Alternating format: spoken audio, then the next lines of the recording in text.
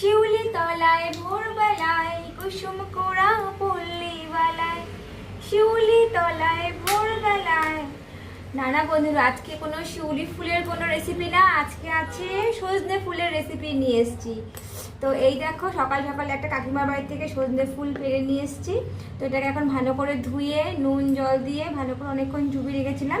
তারপর এটাকে আমি জল ঝরিয়ে এর মধ্যে রেখে দিয়েছি। আর আজকে আমি রেসিপিটা বানাবো হচ্ছে গিয়ে সজনে ফুল ভাজা।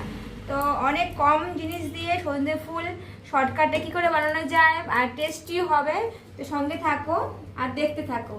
তো আমার নতুন চ্যানেলে যারা যারা আছো প্লিজ আমাকে কমেন্ট করো, আর আমার ভিডিওটা সবাই শেয়ার করো, ঠিক আছে? তো চলো তাহলে এখন আমি রান্নাটা শুরু করি।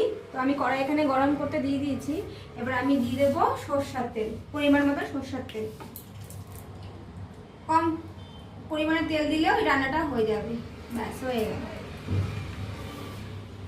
তো তেলটা আমার গরম হয়ে গেছে। এবার আমি দিয়ে দেবো গোটা গরম কালো জিরে।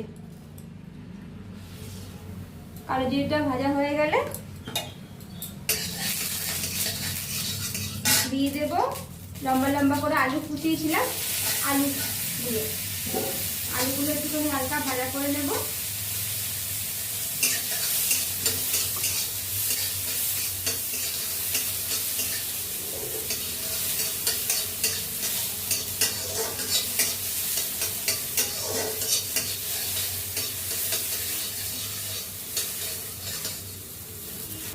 এবার একটু দিয়ে দেবো হলুদ গুঁড়ো, দিয়ে এবার একটু হালকা ভাজা করে নেব। আর দিয়ে দেবো পেঁয়াজ কুচানো আছে, এই পেঁয়াজ কুচানোগুলো দিয়ে দেবো। দুটো একসাথে তাহলে ভাজা হয়ে যাবে।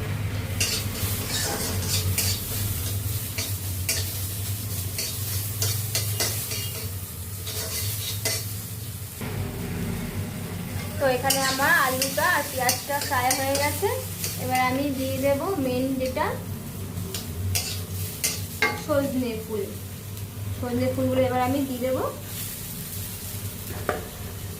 এটা দিয়ে কম আগুন দিয়ে ভালো করে ঢেকে নাড়াচাড়া করে দিতে হবে।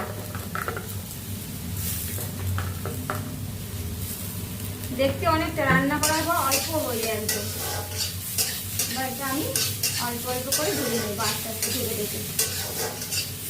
আর একটা দিয়ে দিলাম গোটা কাঁচা লঙ্কা। ঝাল ঝাল করবো না, তো তাই গোটাই দিয়ে দিলাম, যার মনে হবে সেই জন্য খাবে।